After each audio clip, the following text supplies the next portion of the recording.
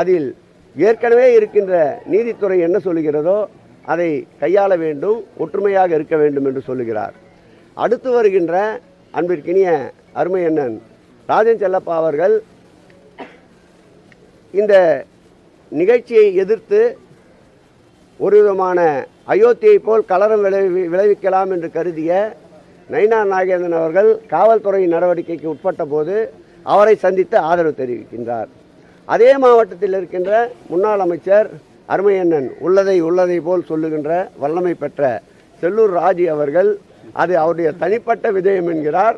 அவருடைய நிலைப்பாடு ஒன்று. இப்படி ஆளாளுக்கு ஒரு கோணத்தை நோக்கி பயணித்து கொண்டிருக்கின்ற அந்த இயக்கம், அந்த இயக்கத்துடைய கொள்கை முழுவதுமாக பாரதிய ஜனதாவிடம் அடிமைப்படுத்தப்பட்டு விட்டது. ஊர் கூடி தேர்தல்தான், வடம் ஒழுங்காக சென்றால்தான் நிலையை அடையும். இன்றைக்கு அதிமுகவுடைய நிலை அப்படி அல்ல.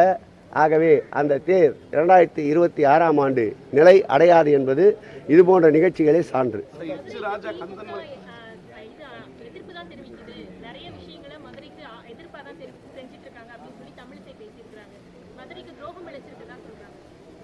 அவங்க போனியா அவ்வளோமா அவங்க